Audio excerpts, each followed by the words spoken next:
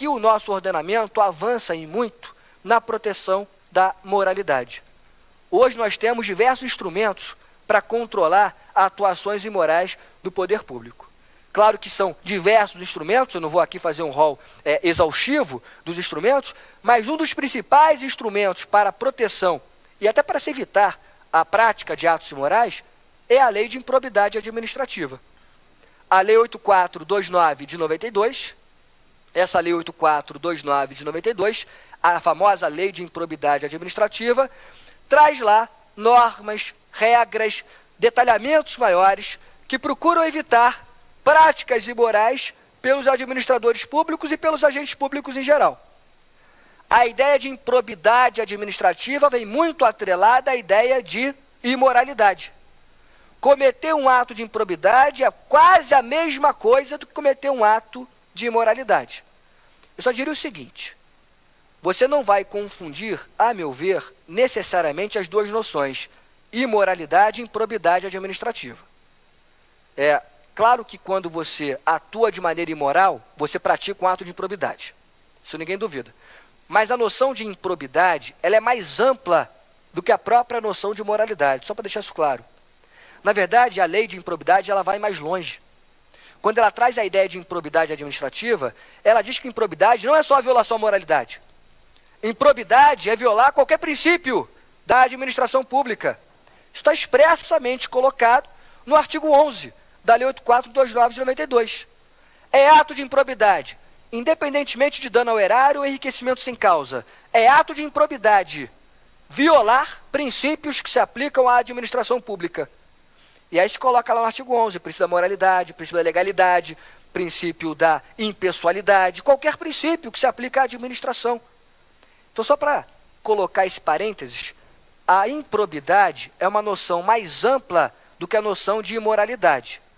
Mas é claro que as noções são muito próximas, se você for olhar, né, para os conceitos de improbidade e imoralidade. Se você for olhar para o dicionário, por exemplo, e verificar lá o conceito que o dicionário te dá de improbidade, improbidade está atrelada à ideia de práticas imorais.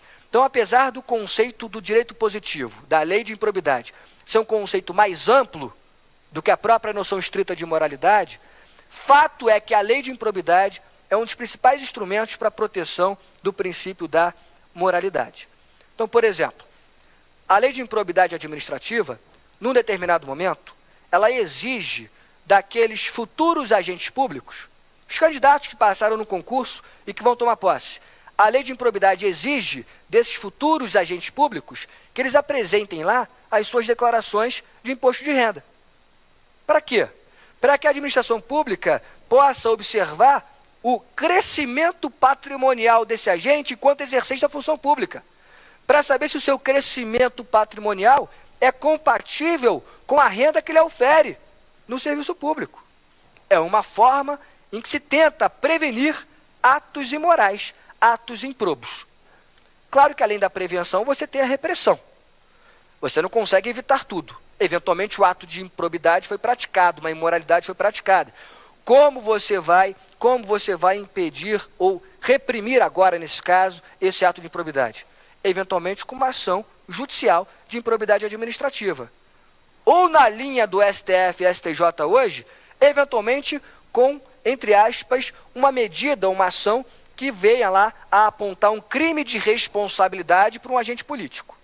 STF e STJ vem entendendo que o agente político, por exemplo, o chefe do executivo, o agente político, quando comete um ato de improbidade, em regra, esse agente político, por ser agente político, ele vai ser julgado e processado pela sua casa legislativa respectiva. Vai ser um crime de responsabilidade. Crime de responsabilidade como improbidade administrativa, mas um crime de responsabilidade. Esse agente político vai responder de acordo com a lei que trata do crime de responsabilidade. Então, só faz um parênteses por quê? O STF e o STJ, eles aplicam, e muito bem, a lei de improbidade aos agentes públicos em geral. Só que hoje, apesar de controvérsias, hoje o STF e o STJ dão um tratamento um pouquinho diferente para o agente político. O STF e o STJ dizem, se o agente político comete um ato de improbidade, a Constituição Federal, nesse caso, diz que o ato de improbidade é um crime de responsabilidade. ele vai responder, nesse caso, por crime de responsabilidade. E, nesse caso, isso tem toda a diferença do mundo. Se ele vai responder por crime de responsabilidade, a lei que vai se aplicar a ele, agente político, não é a lei de improbidade. É a lei que trata daquele respectivo crime de responsabilidade. Pousando um pouquinho no caso concreto. Se um prefeito, por exemplo, comete um ato de improbidade, vai dizer o STJ ou o STF, cometeu um ato de improbidade, é agente político, é o prefeito, cometeu um crime de responsabilidade. Se ele cometeu um crime de responsabilidade, você vai ter que punir esse agente político. Só que você não vai trazer a lei de improbidade, porque ela é para os agentes em geral. Para o agente político, você vai trazer o quê? A lei que trata desse crime de responsabilidade. Prefeito. Você vai trazer o Decreto-Lei 201 de 67. O Decreto-Lei 201 de 67 trata do crime de responsabilidade do prefeito. Em relação ao presidente da República, por exemplo, o presidente, se ele comete um ato de improbidade, crime de responsabilidade, STF e STJ, por enquanto, estão entendendo. Ele vai responder de acordo com a lei que trata do seu crime de responsabilidade. No caso do presidente, é a lei 1079 de 50. Fato é que aplicando, ainda que você aplique essa tese, aplicando essa tese do STF e STJ, aplicando a lei do crime de responsabilidade, ou aplicando a lei de improbidade administrativa, fato é que você vai ter aí dois mecanismos, por exemplo, para punir aquele agente administrativo ou político que comete um ato de improbidade. Não é só, portanto, a lei de improbidade que serve para, enfim, a gente fiscalizar, prevenir e reprimir a moralidade administrativa. A própria lei do crime de responsabilidade, a lei da ação civil pública, a lei da ação popular e diversos outros mecanismos são colocados para que você, particular, uma ação popular, para que você, poder público, poder judiciário, Ministério Público, possa prevenir e reprimir, né, práticas imorais, práticas que vão violar a moralidade administrativa. Vamos para o exemplo concreto. Um exemplo concreto. Imagine a seguinte situação hipotética, que não deixa de ser concreta, porque é julgada reiteradamente pelos tribunais. Imaginem você, particular, celebrando um contrato com a administração pública. Você é um particular, celebrou um contrato com a administração pública. Só que celebrou um contrato, nesse meu caso aqui hipotético, celebrou um contrato verbal, de boca. Você, particular, celebrou um contrato verbal com a administração pública, contrato de boca, prestou o serviço e ainda não recebeu a remuneração. Se vocês forem olhar para a legislação vigente, a Lei 8666, a Lei de Licitações e Contratos, a Lei 8666 de 93, diz que não é possível haver contrato verbal. A Lei 866 traz uma exceção para contratos de pequenas compras e pronto pagamento. Mas a regra trazida pela Lei 866 é: contrato verbal é nulo e não produz efeitos. Isso está lá no artigo 60, parágrafo único da Lei 8666. Contrato verbal é nulo em regra e não produz efeitos. A única exceção que a lei traz é aquele contrato verbal para pequenas compras e de pronto pagamento. E a lei vai definir o que é pequena compra e pronto pagamento. Volta a minha situação hipotética, então. Você é um particular, celebrou um contrato que não é aquele contrato exceção, não é de pequena compra e pronto pagamento, celebrou um contrato verbal com o poder público, prestou o serviço e ainda não recebeu o dinheiro. Aí você bate na porta do poder público e diz: poder público, tudo bem? Eu sou o particular que contratou com você verbalmente. Eu prestei o serviço, agora eu quero receber a minha remuneração.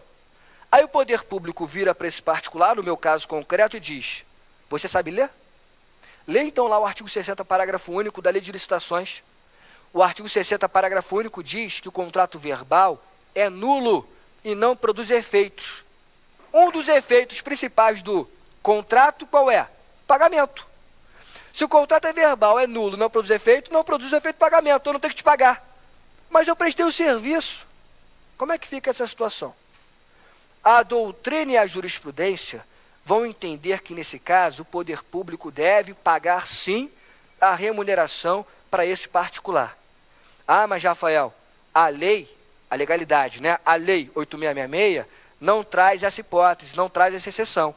A lei diz que contrato verbal é nulo e não produz efeitos. Como é que você vai trazer essa exceção no caso concreto? Nesse caso concreto, você vai ter uma colisão entre princípios constitucionais. De um lado, o princípio da legalidade. A lei diz que esse contrato é nulo e não produz efeito, não tem que pagar nada. De outro lado, outros princípios de igual hierarquia.